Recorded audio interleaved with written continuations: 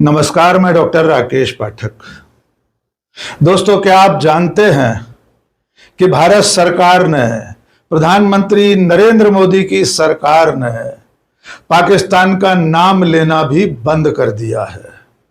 देश से लेकर विदेश तक, राष्ट्रीय मंचों से लेकर अंतर्राष्ट्रीय बैठकों तक अब भारत सरकार पाकिस्तान का नाम नहीं ले रही है। न जाने क्या वजह है कि पहलगाम जैसे आतंकवादी हमले के बाद और उसके बाद जो ऑपरेशन सिंदूर चलाया गया, इतनी बड़ी कामयाबी के बाद भी नरेंद्र मोदी की सरकार अंतर्राष्ट्रीय बैठकों में पाकिस्तान का नाम भी अपनी जुबान पर नहीं ला रही है। न जाने क्या वजह है कि तमाम आधिकारिक बैठकों से लेकर प्रधानमंत्री के अपने भाषणों में से पाकिस्तान शब्द गायब है। आइए आपको सिलसिलेवार दो बड़ी घटनाएं याद दिलाते हैं जिनसे यह साबित हो रहा है कि नरेंद्र मोदी की सरकार किसी अज्ञात भय के चलते, किसी अनजाने कारण के कारण पाकिस्तान का नाम लेने से बचने लगी है। एक संदेहास्पद चुप्पी पाकिस्तान के नाम को लेकर उभर रही है। पहली घटना हुई थी जो भारत से बाहर हुई, वो थी एससीओ की बैठक, यानी शंघाई सहयोग संगठन की बैठक। और उस बैठक में भारत सरकार ने पाकिस्तान का नाम नहीं लिया। चीन में हुई उस बैठक में भारत की तरफ से रक्षा मंत्री राजनाथ सिंह शामिल हुए थे। उन्होंने अपने भाषण में पहलगाम में आतंकवादी हमले का जिक्र किया, लेकिन तब भी पाकिस्तान का नाम नहीं लिया। और जब शंघाई सहयोग संगठन का संयुक्त बयान जारी हुआ, उसमें से पहलगाम की घटना और पाकिस्तान का नाम गायब था। आपको गोदी मीडिया ने यह बताया कि राजनाथ सिंह ने पेन खोला था, लेकिन उसमें पहलगाम का जिक्र न देखकर पेन बंद कर दिया और भारत ने शंघाई सहयोग संगठन के इस ज्वाइंट स्टेटमेंट पर दस्तखत नहीं किए। दरअसल में यह कोई बहादुरी नहीं थी, बल्कि यह भारत सरकार की, हमारी विदेश नीति की बड़ी नाकामयाबी थी। क्योंकि उसी बैठक में, शंघाई सहयोग संगठन की उसी बैठक में पाकिस्तान ने बलूचिस्तान का जिक्र और बलूचिस्तान में आतंकवादियों का उल्लेख भी करवा लिया, लेकिन हम न तो पहलगाम का जिक्र करवा सके और न पाकिस्तान का नाम ले सके। लेकिन अब उससे भी बड़ी घटना 1 जुलाई को हुई है। अमेरिका के वॉशिंगटन डीसी में क्वाड समिट हुई थी, यानी क्वाड देशों की बैठक। इसमें भारत, अमेरिका, जापान और ऑस्ट्रेलिया शामिल हुए। हमारी तरफ से हमारे विदेश मंत्री एस जयशंकर इस बैठक में मौजूद थे। विदेश मंत्री ने क्वाड की इस बैठक में आतंकवाद का जिक्र किया, पहलगाम का जिक्र किया। सब लोगों ने पहलगाम में हुई आतंकवादी घटना का उल्लेख करते हुए उसकी निंदा की। लेकिन क्वाड की इस बैठक का जो आधिकारिक वक्तव्य जारी हुआ, यहां तक कि भारत सरकार का जो वक्तव्य था, उसमें भी पाकिस्तान का नाम नहीं लिया गया। यह कौन सी विदेश नीति है कि देश पर इतना बड़ा आतंकवादी हमला करने वाले देश और उस देश के खिलाफ बड़ी सैन्य कार्रवाई और सफलता प्राप्त करने के बावजूद भारत सरकार पाकिस्तान का नाम नहीं ले रही है। यह कौन सी विदेश नीति है कि हम अंतर्राष्ट्रीय मंचों पर पाकिस्तान का उल्लेख नहीं कर पा रहे और इसके उलट पाकिस्तान एससीओ की बैठक में बलूचिस्तान का जिक्र करवा लेता है, जिसको लेकर उसका आरोप है कि बलूचिस्तान में जो आतंकवादी गतिविधियां चल रही हैं, उसके पीछे भारत का हाथ है। तो लगातार 2 बड़े अंतर्राष्ट्रीय समागमों में पाकिस्तान को लेकर भारत की चुप्पी ने बड़े सवाल खड़े कर दिए हैं।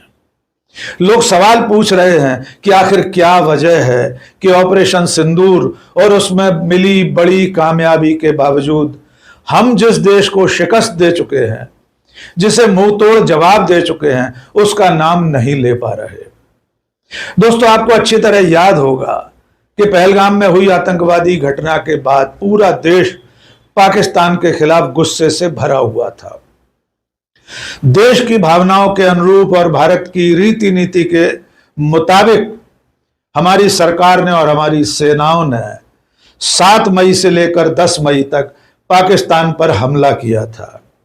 उसमें और उसके अंदर मौजूद आतंकवादी ठिकानों को नेस्तनाबूद कर दिया गया था। लेकिन अचानक अमेरिका के राष्ट्रपति डोनाल्ड ट्रंप ने 10 मई की शाम को सीज फायर का एक तरफा ऐलान कर दिया। तब से लेकर अब तक डोनाल्ड ट्रंप 20 बार यह दावा दोहरा चुके हैं कि उन्होंने भारत और पाकिस्तान के बीच सीज फायर करवाया था। लेकिन प्रधानमंत्री नरेंद्र मोदी अब तक डोनाल्ड ट्रंप के दावे का खंडन नहीं कर सके हैं। यद्यपि इस बीच में विदेश सचिव विक्रम मिस्री के ऑडियो वीडियो बयान के जरिए सरकार ने यह दावा किया कि डोनाल्ड ट्रंप ने सीज फायर नहीं करवाया था। लेकिन उसके बाद भी प्रधानमंत्री की टेलीफोनिक वार्ता के आधार पर यह जो दावा किया गया कि सीज फायर में अमेरिका का कोई योगदान नहीं था, तब भी प्रधानमंत्री अब तक मौन है। विदेश मंत्री ने अब तक सीज फायर को लेकर एक शब्द नहीं कहा और न रक्षा मंत्री कुछ कह रहे हैं। एक और मजेदार बात हुई है। बुधवार गुरुवार की दरमियानी रात पाकिस्तान के जो सोशल मीडिया हैंडल्स, उनके जो यूट्यूब चैनल्स थे जिन्हें ब्लॉक किया गया था, सरकार ने ऑपरेशन सिंदूर के बाद इन्हें प्रतिबंधित कर दिया था। यानी पाकिस्तान के तमाम यूट्यूब चैनल्स, वहां के इंस्टाग्राम, फेसबुक, ट्विटर के जो बड़े बड़े हैंडल्स थे, उन्हें भारत में नहीं देखा जा सकता था। लेकिन अचानक 24 घंटे पहले इनमें से तमाम बड़े बड़े यूट्यूब, ट्विटर और इंस्टाग्राम के हैंडल्स भारत में दिखाई देने लगे। शाहिद आफरीदी, शोएब अख्तर, हानिया आमिर, फवाद खान और दानिश तैमूर जैसे चर्चित लोग जो अलग अलग क्षेत्रों के जाने माने नाम हैं, सिनेमा, क्रिकेट और फिल्म जगत के, इन सब के हैंडल्स अचानक भारत में दिखाई देने लगे। इसको लेकर जब सोशल मीडिया पर सवाल उठा कि जिन हैंडल्स को, जिन सोशल मीडिया प्रोफाइल्स को, जिन यूट्यूब चैनल्स को भारत सरकार ने ब्लॉक किया था, ये अचानक अनब्लॉक कैसे हो गए, किसके आदेश पर इन्हें खोला गया। इसके अलावा सिने आर्टिस्ट एसोसिएशन है मुंबई की, उसने प्रधानमंत्री नरेंद्र मोदी को एक चिट्ठी लिखी। उसमें सवाल पूछा गया कि आखिर पाकिस्तान के इन सोशल मीडिया इन्फ्लुएंसर को, इन यूट्यूब चैनल्स को किसके आदेश पर और क्यों खोला गया है। उसके बाद 24 घंटे के भीतर इन तमाम प्रोफाइल्स को एक बार फिर ब्लॉक कर दिया गया। लेकिन इस सवाल का जवाब अब तक सरकार ने नहीं दिया है कि अचानक पाकिस्तान के इन सोशल मीडिया हैंडल्स को, यूट्यूब चैनल्स को किसके आदेश पर अनब्लॉक किया गया था।